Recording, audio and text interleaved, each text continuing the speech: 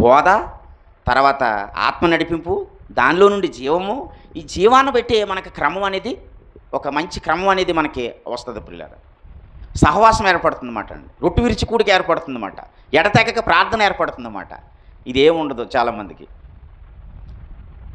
వాక్యం లేకుండా, ఆత్మ నడిపింపు లేకుండా ఏం చేస్తారంటే, అన్ని సంఘాలలో అన్నీ ఉన్నాయి కాబట్టి బోధ లేకపోతే, ఆత్మ నడిపింపు లేకపోతే, క్రమం ఉన్నా, మంచి టైం అనుకూలంగా ఉన్నా అది వాళ్ళకి జీవితం ఉండదు. జీవితం లేనప్పుడు ఎంత క్రమం ఉంటే ఉపయోగం ఏంటి? చాలామంది అంటారు కదా, ఇప్పుడు కొన్ని సంఘాలలో అయితే టైమింగ్స్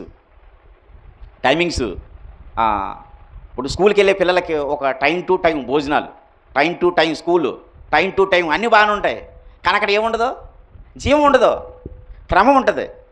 ఇప్పుడు ఈరోజు కూడా చాలా చర్చిల్లోనే క్రమం ఉంటుంది, డిసిప్లైన్ ఉంటుంది, కానీ ఏం లేదంటే జీవం లేదు.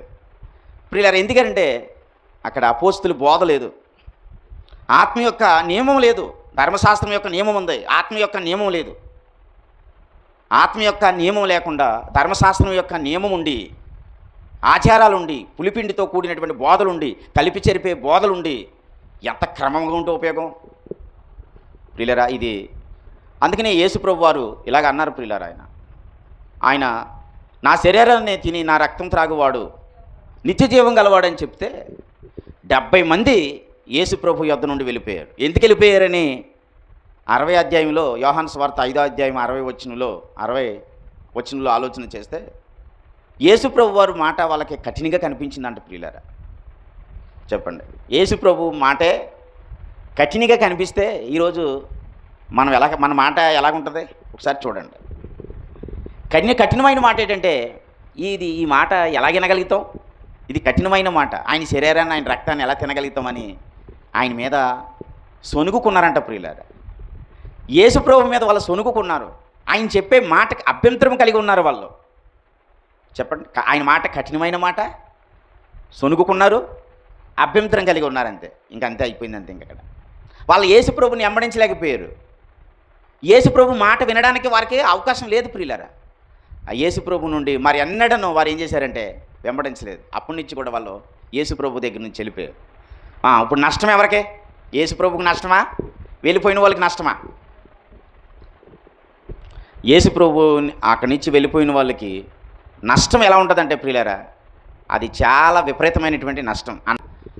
కుమారుడైతే ఒక అనుభవపూర్వకంగా ఎదుర్కొని వచ్చాడు. ఇప్పుడు నయోమి ఉంటుంది, ఏనండి. నయోమి బెత్లెహేము దేశం, రొట్టెల ఇల్లు. ఆ రొట్టెల ఇల్లు నయోమి ఏం చేసిందంటే బెత్లెహేమును విడిచి దేవునికి విరోధముగా మోయాబు దేశానికి వెళ్ళింది. వెళ్ళి ఏం సాధించింది? ఏదో సాధించాలి కదా, సాధించడానికే కదా వెళ్ళింది. ఏం సాధించింది? 3 సమాధులు కట్టింది. అదే యోహాను సువార్త 15వ అధ్యాయం 5వ వచనంలో ఏమంటాడంటే, వినండి, ద్రాక్షవల్లిని నేను, తీగులు మీరు, నా యందు ఎవడైతే నిలిచి ఉంటాడో వాడు బహుగా ఫలించునని చెప్తున్నాడు. నాకు వేరుగా ఉండి మీరేమీ చేయలేరు అని చెప్పాడు ప్రియులారా. నయోమి ఏం చేసిందంటే దేవునికి వేరుగా బయలుదేరింది. తన భర్తనే, తన 2 కుమారులను పట్టుకుని తీసుకుని మోయాబి అంటే అన్యుల దేశం. అది వాళ్ళకి సిద్ధాంతాలు వేరు, వాళ్ళ క్రమాలు వేరు, వారి ఆలోచనలు వేరు, వాళ్ళ శరీర సంబంధమైన మనుషులు ప్రియులారా. వాళ్ళ దగ్గరికి వెళ్ళి కాపురం ఉండడానికి వెళ్ళిందన్నమాట. అక్కడ వెళ్ళి 3 సమాధులు కట్టింది ప్రియులారా. అందుకనే మధురముగా ఉన్న జీవితాన్ని ఆమె ఎలా మార్చుకుందంటే అంటే చేదుగా వెళ్ళిపోయింది ప్రియులారా. ఈరోజు నిజంగా పైకి చాలా బాగుంటాయి క్రమాలన్నీ కూడా, కానీ వ్యక్తుల జీవితాలలో చేదైన వేరు మొలుస్తుందన్నమాట. ఇప్పుడు పాస్టర్ గారిని సంఘం మీద కానీ లేకపోతే సేవకుల మీద కానీ ఒక నిందేయడం అనేది అది యేసు ప్రభు మీదే నిందేస్తున్నారు. అది ప్రభు మీద నిందేస్తున్నారు, పరిశుద్ధాత్ముడు నిందేస్తున్నారు ప్రియులు. ఆ నింద ఎందుకు వేస్తారు అంటే ఏంటంటే వాళ్ళు చేదైన వేరు మొలిచింది, ఏదో చేదు ఉంది, అసూయ ఉంది. అది ఉండే కూలిది, దాన్ని తీయకపోతే ఏమవుతుంది? కొత్త ముద్దలో కాస్త పులిసిని పిండేశారు అనుకోండి, పిండి ఏమవుతుంది? పులిసిపోద్ది. కాబట్టి ప్రియులరా, చేదైన వేరు. ఈమెకు ఉన్న చేదు ఏంటంటే నేను వెళ్ళాలి, ఏదో సాధించాలి, మోయాబు దేశంలో ఏదో సాధించాలి అనుకుని బయలుదేరింది. ఏమీ సాధించలేదు, కానీ తన భర్తని ఇద్దరు బిడ్డలను కూడా పోగొట్టుకుని వచ్చింది ప్రియులారా. వస్తూ సర్వశక్తుడు దేవుడు నాకు అన్యాయం చేశాడని ఆ నోటుతో, ఆ నాలుకతో దేవుడితో మాట్లాడుతుందన్నమాట. చూసారా, వెళ్ళింది ఆవిడే, దేవుడికి విరోధంగా వెళ్ళింది ఆవిడే, మళ్ళీ సర్వశక్తుడు నాకు అన్యాయం చేశాడని చెప్తుంది ప్రియులారా. కాబట్టి ప్రియులారా, ఆలోచించండి, దేవునికి విరోధముగా ఏ ఆయుధం కూడా వర్తేలదు. ఆయన చెప్పాడు, నా ఆలయాన్ని ఎవడైనా పాడు చేసిన ఎడల నేను వానిని పాడు చేస్తానని చెప్పాడు. తప్పిపోయిన కుమారుడు అంటే నేనేమన్నానంటే, ఈ మాటను మనం ఎలా చూడాలంటే క్రమము. కొంతమంది జీవితాలు మనకి తెలిసిపోతాయన్నమాట. కొంతమంది జీవితాలు చేదైన వేరు మొలుస్తున్నప్పుడు వాళ్ళని కనిపెట్టాలంతే. దేవుడే వాళ్ళకి మంచి దినాలు ఇచ్చేటట్లుగా ప్రార్థన చేయాలంతే ప్రియులారా. అది ఆ ఆత్మలు పట్టి ఆ విధంగా నడిపించేస్తాయన్నమాట. యేసు ప్రభు దగ్గర నుండి ఆ 70 మంది కూడా ఎందుకు వెళ్ళిపోయారంటే, ఆయన్ని తక్కువగా చూశారు వాళ్ళు. ఆయన మాటలు కఠినంగా ఉన్నాయి, ఆయన మీద సొనుగుకున్నారు. అంత మాత్రమే కాదు, ఆయన మీద అపహాసించారన్నమాట, అభ్యంతరం కలిగి ఉన్నారన్నమాట ప్రియులారా. అందుచేతన వాళ్ళు దూరం అయిపోయారన్నమాట. ఇప్పుడు కూడా సంఘానికి, సంఘ సేవకుడి మీద సొనుగినా కఠినంగా మాట్లాడినా, సేవకుడితో దెబ్బలాట పెట్టుకున్నా ఖచ్చితంగా వాళ్ళు తిరుగుబాటు చేస్తారన్నమాట. ఆ తిరుగుబాటు చేసినప్పుడు దేవుడికి అప్పగించాలంతే. యేసు ప్రభుకి అప్పగించినప్పుడు ప్రియులారా, దేవుడు వాళ్ళకి మంచి మనసు ఇస్తాడు. దేవునికి స్తోత్రాలు. తప్పిపోయిన కుమారుడు కూడా ఏం చేశాడంటే, తప్పిపోయిన కుమారుడు కూడా మరి తండ్రి దగ్గర ఆస్తి అంతా తీసుకుని వెళ్ళిపోయాడు. ఆస్తి అంతా తీసుకుని వెళ్ళిపోయి అంతా ఖర్చు పెట్టేశాడు. అప్పుడు ఏమొచ్చింది, గొప్ప కరువు వచ్చిందన్నమాట. ఆ కరువు వచ్చినప్పుడు తెలిసింది, అప్పుడు ఆకలేసేస్తుంది. పందులు మేపుకున్నవాడి దగ్గర కుదిరాడు. ఎక్కడ కుదిరాడు? పందులు మేపుకున్నవాడి దగ్గర కుదిరాడు. ఆ పందులు తినే పొట్టు తినాలనుకుంటున్నాడు ప్రియుల. అంటే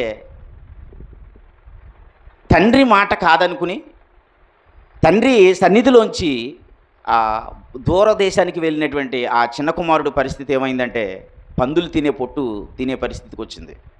ప్రియులరా, ఆలోచించండి. అంటే క్రమము అనేది ఇలా తెలుస్తుందన్నమాట. క్రమం అని చెప్తున్నాడు ఆయన. నా శరీరం తిని నా రక్తం త్రాగువాడు నిత్య జీవం గలవాడు అని చెప్తున్నప్పుడు ఆయన మాటలో వారికి కఠినంగా అనిపించినాయి కాబట్టి వెళ్ళిపోయారంతే.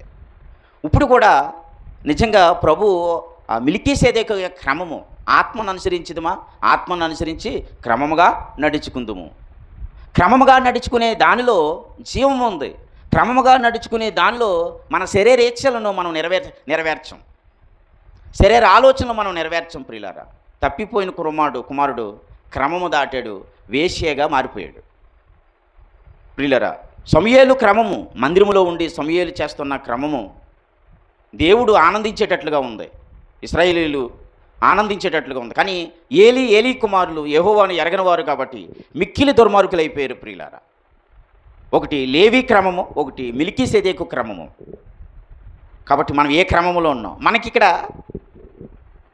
జీవాన్ని బట్టి మనకి క్రమం రావాలి తప్ప క్రమాన్ని బట్టి మనకి జీవం రావాలనుకోకూడదు. జీవమే ముందు ప్రియులారా, ఆలోచించండి. కాబట్టి ఖచ్చితంగా ప్రభు మీకు అనుగ్రహించిన గాక.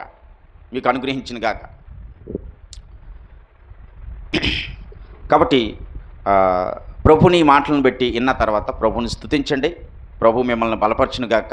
కాబట్టి జీవమును బట్టి క్రమమును బట్టి జీవం రాదు, గుర్తుపెట్టుకోండి. మనము క్రమం అంటే మన సిద్ధాంతం, మన ఆలోచనలు, మన తలంపులు, నేను నువ్వు మనం గీసుకుంటున్నాం. కానీ ఆత్మను పెట్టే మనకి క్రమం ఏర్పడుతుంది ప్రియులారా. సర్వాధికారము క్రీస్తుకి ఇస్తే దేవుడు సంఘానికే నాయకుడిని, పరిశుద్ధాత్మని ఇచ్చాడు. దానికి సంఘానికి, సేవకుడికి చాలామంది తిరుగుబాటు చేసి ఈ క్రమం బాగోలేదండి, ఆ క్రమం బాగోలేదండి అని పేర్లు పెట్టేసి చాలా ఇబ్బందులు పాలైపోతున్నారు. అలాగే కుందురుగాక. God bless you. దేవుడు మిమ్మల్ని బలపరిచి దీవించునుగాక. పరిశుద్ధుడైన మా దేవ, కృప కలిగిన తండ్రి, నీ కృపా కనికిరము మా మీద ఉంచమని నాయన, కూడి ఉన్న నీ పిల్లల్ని జ్ఞాపకం చేసుకోమని, దీవించి ఆశీర్వదించమని యేసు ప్రభు నామములో ఈ ప్రార్థన అడిగి వేడుకుంటున్నాను మా పరమ తండ్రి. ఆమేన్.